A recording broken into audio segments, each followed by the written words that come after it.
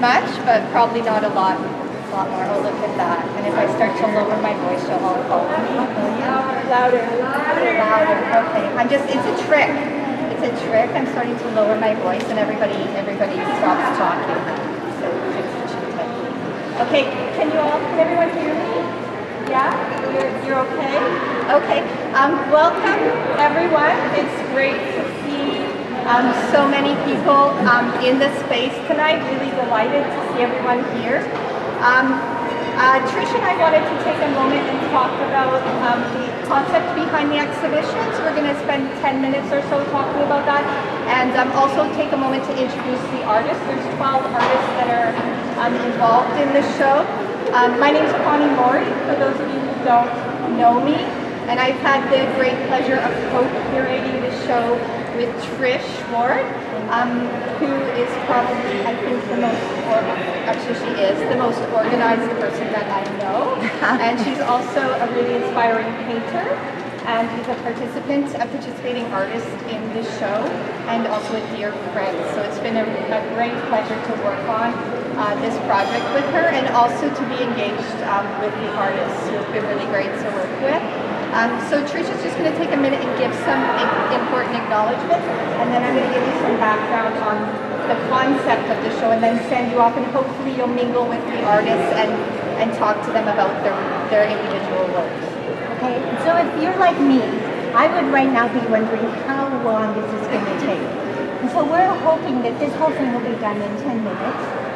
Connie will have questions. When I introduce the artists, all they're going to do is put their hands up, and no one is going to give a statement, but we do have a panel.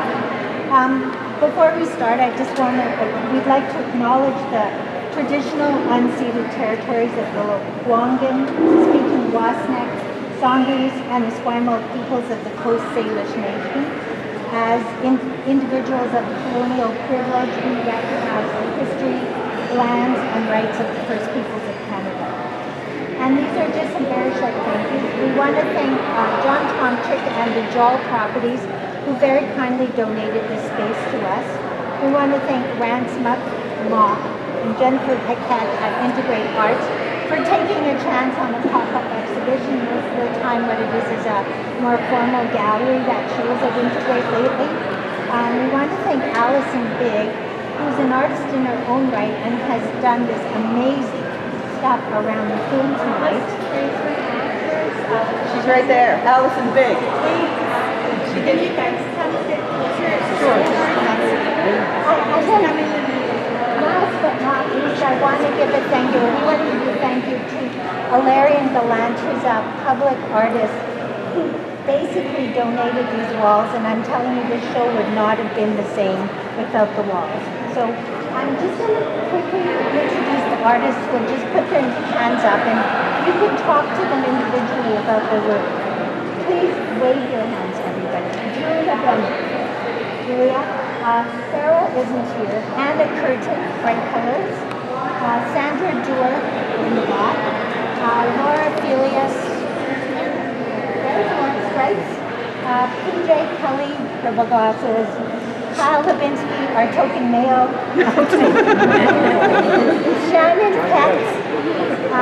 Diana Waymore. Jen Wilson. Jen? Oh, I'm right. And then, of course, Honorable Connie Mori, who is a brilliant talking about art. We'll get to hear it now. Okay, on that note, I think we'll stumble for a while on that note. So, the 12 artists that are participating, these are all artists that I think both Trish and I felt deal with their artwork with a great deal of integrity and substance, and I think it's what drew us to want to work with that group of artists on the show. So it's been a really rewarding experience. The title of the exhibition and the concept is the notion of ruse, which is an action intended to deceive someone, perhaps lie, some type of deception, or we extended it even to include the realm of illusion. And I think illusion can sometimes involve deception. In my perspective, art history has a long history with the act of illusion. This is the best I can do. Yeah. It has a long history with the act of illusion, and that artworks are really representations of sometimes objects in the world or our experience of that world. But they also engage, I think, deep truths about our place in the world and how we engage with it. So last week, in thinking about the theme, I went to bed at night. I realized I had to come here and chat to all of you. And I woke up in the morning, which is always when the best ideas come, I find, in the morning. I woke up in the morning and I was reminded of a book by Salman Rushdie, which is Haroun and the Sea of Stories. I don't know how many people are familiar with this book, but Rushdie wrote this after he was exiled to write another book of fiction, The Satanic Verses. And I think it's quite interesting that he ended up deciding to write a book that he wrote for his son. It's a children's book while he was being silenced for writing another work of fiction. And I think Rushdie's work really showed us how much power, potential power, a work of fiction can have in the world.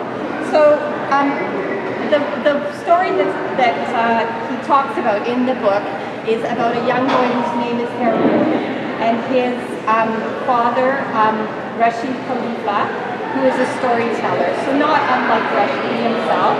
And Rashid Khalifa was also known as the Shah of Law, or the Ocean of Notions. And he's a storyteller who's silenced because his stories are either seen as having no use because they're fiction, or he was kind of manipulated by politicians because his stories were seen as having emotive power of persuasion. So I'd like to read a small passage from the beginning of the book that I think kind of gets to the concept behind the notion of ruse and deception and illusion, and sort of those lines between fact and fiction, which I think a lot of the artists in different ways are engaging with their work. So I'm going to read a small portion, and the portion that I'm going to read is when Rashid Khalifa, the storyteller's wife, has decided to leave Rashid and her son Haroun for the neighbor, who is described as a proper man, who has a proper rational man who completely lacks imagination. So she's decided to leave the storytelling pattern for Mr. Sengupta. So I'll just read a small passage from that. It says, and I quote, Soraya had left a note full of nasty things Mr. Sengupta used to say about Rashid.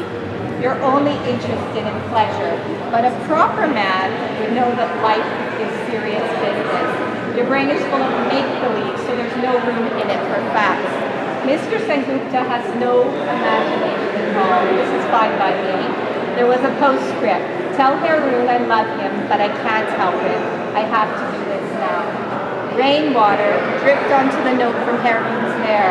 What to do, Rashid? Pleaded piteously. Storytelling is the only work I know. When he found his father sounding so pathetic, Haroun lost his temper and shouted, what's the point of it? What's the use of stories that aren't even true? Rashid hid his face in his hands and wept. Haroun wanted to take those words back. He wanted to pull them out of his father's ears and put them back into his own mouth. But of course he couldn't do that. And that is why he blamed himself soon afterwards, and in the most embarrassing of circumstances, when an unthinkable thing happened. Rashid Khalifa, the legendary Ocean of Notions, the legendary Shah stood up in front of a huge audience, opened his mouth, and found that he had no stories left to tell.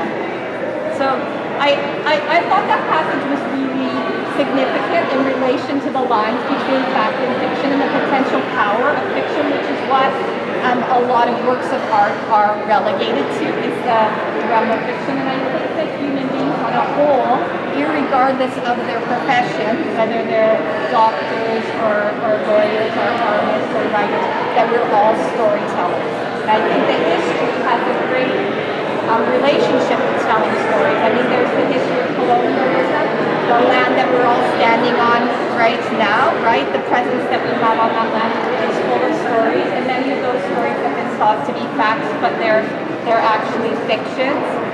They're lies that we're told and lies that we tell ourselves and deceptions that we engage in, I think, quite willingly. And then there's fictions that actually end up being relating some deep truth to us about how the world is. So I think those lines between fact and fiction, that notion of ruse, is really something that artists play with all the time. What are the stories that we want to believe? Like, what is our level of wanting to be received or question those lines in general? So I think that they're absolutely important. And actually, I decide to participate in because I enjoy participating. I like to go to the opera. I love to come to exhibitions. I like magic tricks. I even like small, clever jokes. Those are all things that I participate in quite willingly. And some of those things lead to great truths about the world. They actually relate some truth, even though they are acts of fiction. So I think many of the works that are here tonight, they engage with substantial issues, sometimes on environmental issues, on gender issues, on personal levels with issues, that even though they're fictional works, they end up revealing great truths about the way that we engage with the world on the whole. So on that note, I think I'm going to, I wanted to just, I guess in closing, give a quote from Anthony Gormley.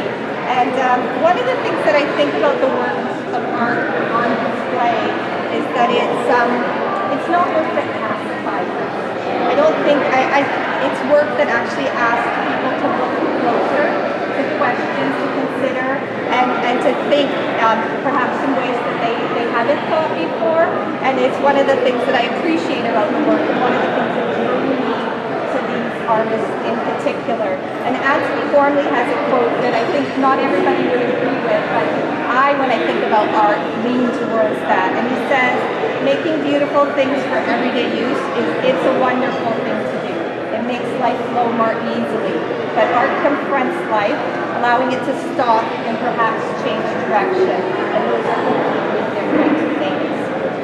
So I think that art that goes beyond the act of pacification is an important opportunity for us to look at the world more closely, to question those lines between fact and fiction. When is it that fiction actually reveals some truth about who I am and my place in the world?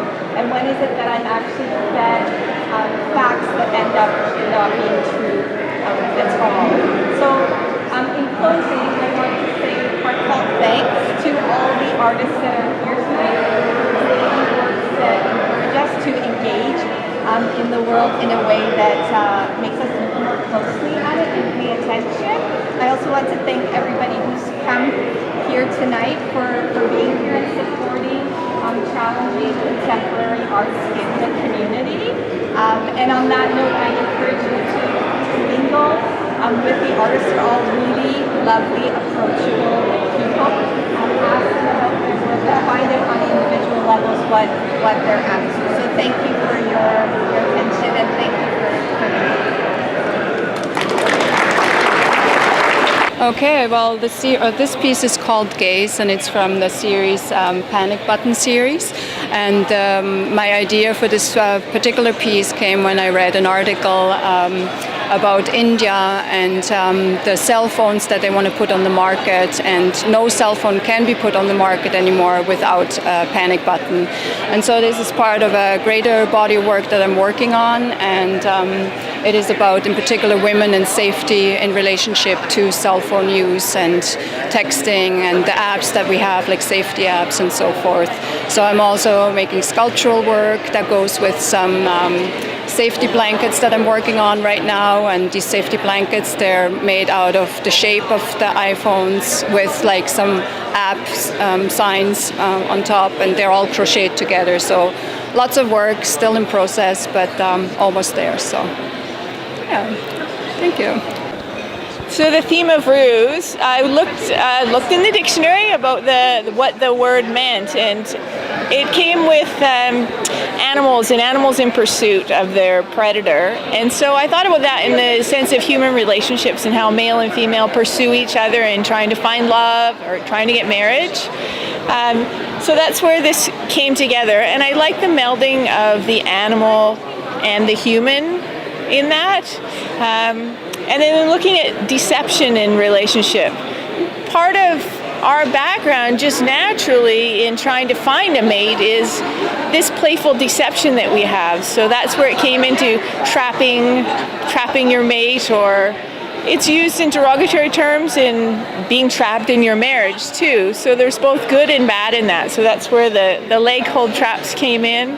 But I wanted to soften it too. I'm a fiber artist, so I wanted to bring that into play as well.